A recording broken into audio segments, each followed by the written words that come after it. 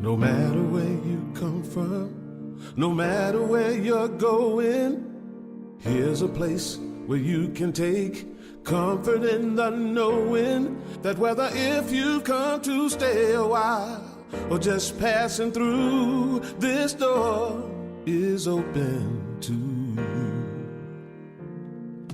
Come and let's be silent. Come and share a hug. Come, let's pray together. Come, love and be loved. But there are times when I'm out in a gathering with people, and I will hear these words. We're gathered before a meal, and I'll hear these words.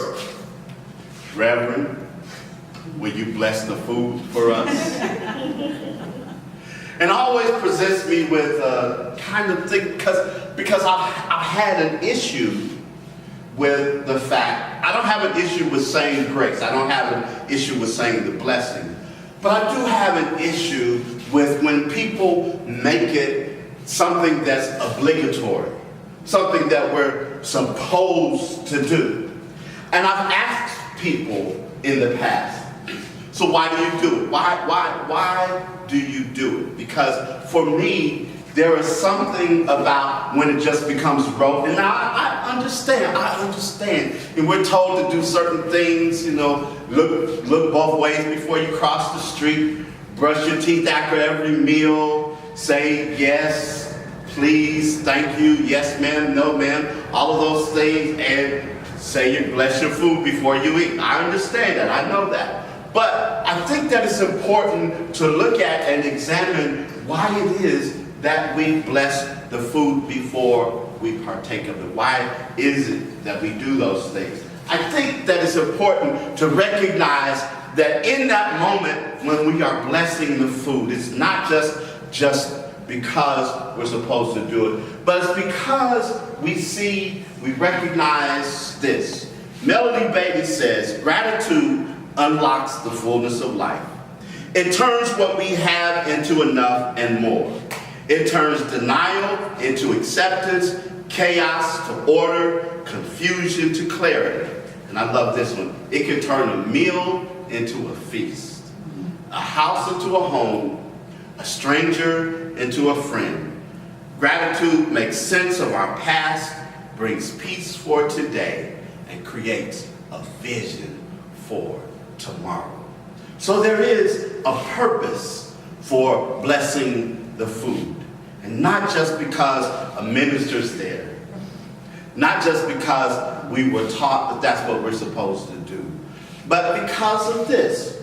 I remember years ago when I was on a trip, and I had gone to a city, in fact, there in Atlanta. And at that time, the place where I was staying was a place that was a part of town where there are a lot of ritzy and well-to-do areas and all of that. And I was working on a nonprofit per diem.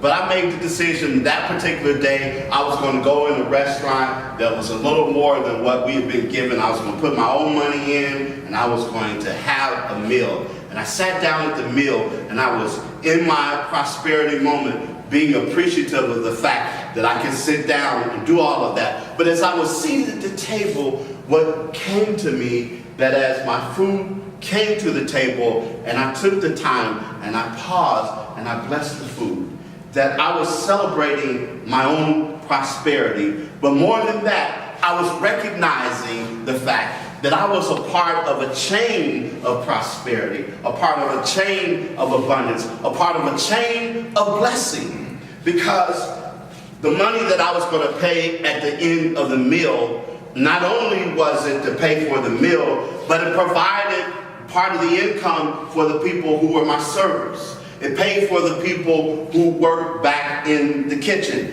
It paid for the people who transported the food to the restaurant. It participated in the income of the people ultimately who grew the food. There were all of these elements that were a part of that as I sat down to one single, simple meal. And I was thankful for it. I was sitting there with the idea that here I am, this one person, and one person in this moment, I have the opportunity opportunity, I have the privilege, I get to bless my food. I get to share in others' prosperity. I get to enjoy the fact that we are connected. Gratitude transforms. I watch sometimes my wife Emma, if you've ever been over our house, one of the pride and joys is out on the porch, all of the flowers and things that are there along the side, walking up the walkway, and then they're on the porch. And I see her, and she doesn't know that I'm watching sometimes. But as she goes out there with the water can and she's watering the flowers, she's talking to them and she's giving them thanks and saying, thank you for being so beautiful. Thank you for growing. Thank you. And they continue to grow. And now we've got peppers out there. In the back we've got a tomato plant and everything. She gives thanks. And I think about how the scripture reminds us, in all things give thanks, for this is the will of God for you.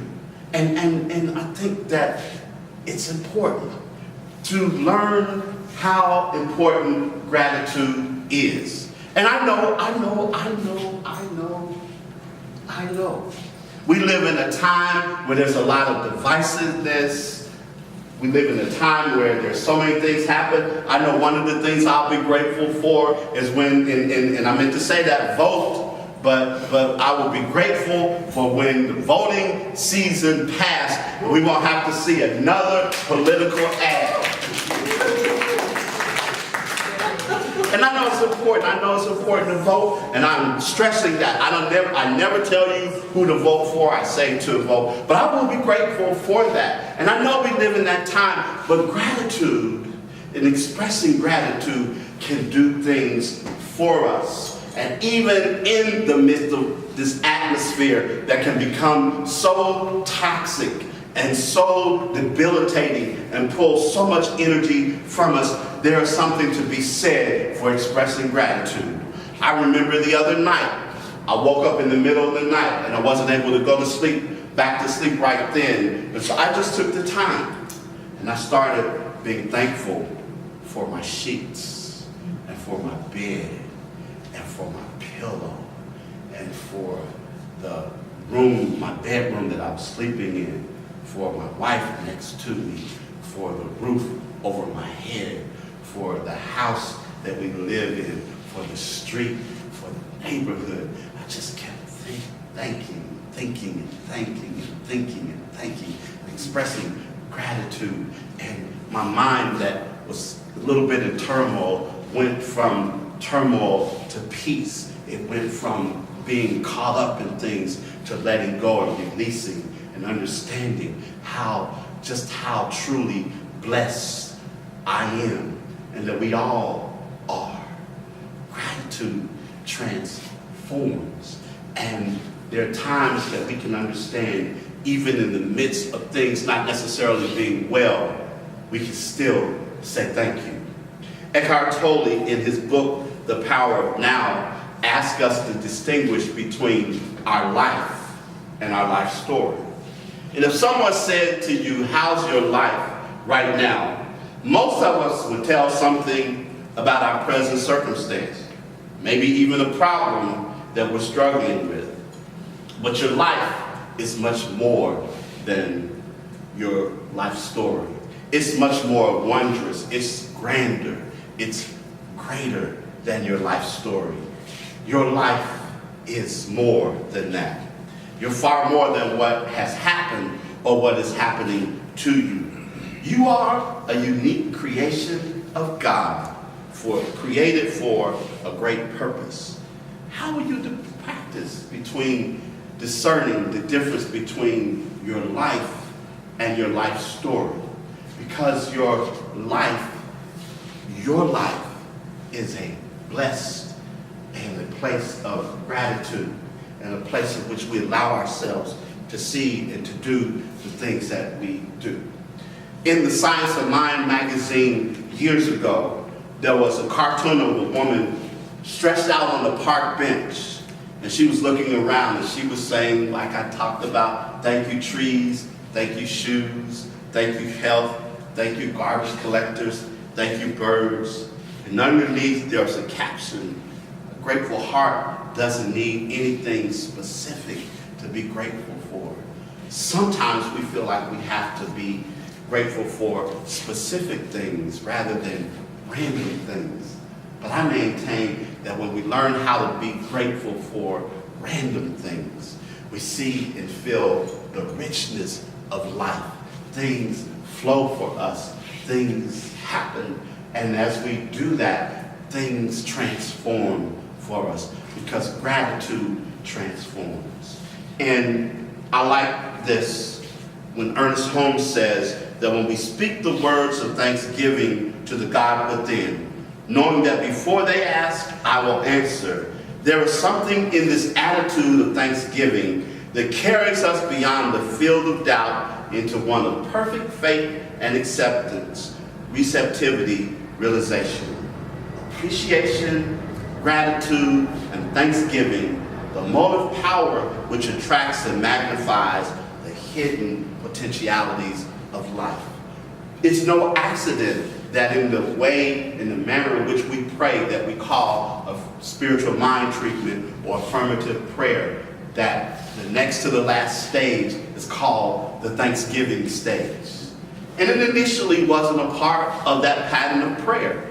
And initially, people went through, they did their unification stage, they did the realization stage of unification, where we recognize that God is all there is, the realization stage, where we state and we see what it is that we wish to have expressed in our lives, and then the release stage, where we just let things go.